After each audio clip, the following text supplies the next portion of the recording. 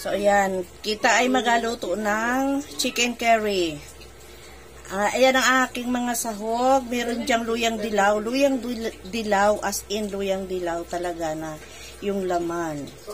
Ayan. Dinurog na bawang. Meron akong tanglad dyan. Sibuyas. At merong cubes. Chicken cubes at siling. Haba. Yan. Hindi ko na yan siya ginisa. Ayoko magisa kasi itong ating lulutuin ay mamantika tapos ay may gata pa. Yan. Ilagay na natin siya dyan. Diba? Okay. Yan. Lagyan natin siyempre ng mga pampalasa niya. Aroy. Asin.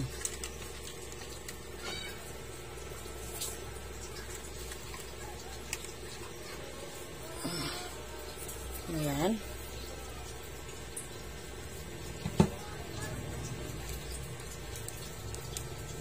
Pamintang durog. Tapos yung mga iba pang pampalasa, kung kayo naglalagay ng bitchin, lagyan nyo. And then, isang kutsa natin yan siya dyan. Hintayin natin maluto at masipsip ng manok yung mga ilagay nating mga pampalasa. Okay, balikan natin siya pag medyo malambot na yung ating manok. Tsaka natin ilalagay yung ating papaya. So, ayan, natin muna siyang takipan. Hintayin natin maluto yung ating manok. Yan, paglalagay ng tanglad dyan ay optional po. Yan ay aking version. Kaya, kayo na bahala kung saan nyo gusto o isip na sasarap yung inyong luto. Pero ako talaga naglalagay ako ng tanglad. Okay. Ayan. Kumukulo na yung ating chicken curry. Ayan, manilaw-nilaw na siya. Mamaya, mas ditilaw pa yan. Ayan, diba? Hindi na ako naglagay ng tubig dyan dahil yung ating manok ay may sariling katas. Hindi na ako naglagay ng tubig dyan. Maluluto yan sa sarili niyang katas. Sabihin natin siya maya-maya. So, ayan. Okay na. Luto na yung ating manok. Ilalagay na natin yung ating papaya. Hintayin natin medyo maluto yung ating papaya. Tsaka natin siya lalagyan ng gata ng nyog. Yan. Maglagay na tayo ng gata. Netong ano po ma'am, baka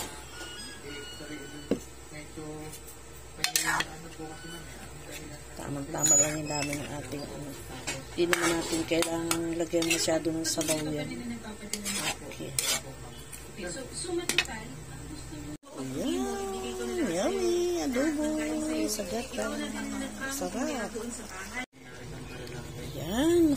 Malapit na natin yung ahunin. And the last, lagay na natin yung dahon ng ating sili.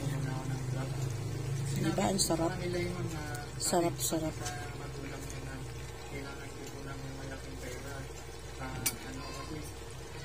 Hinaan ko lang ang apoy para hindi maano yung dahon ng ating sili. Ayan, okay na. Luto na yung ating chicken curry. Ayan. Ang sarap. Yummy. Ayan, kain na na. Sarap-sarap chicken curry.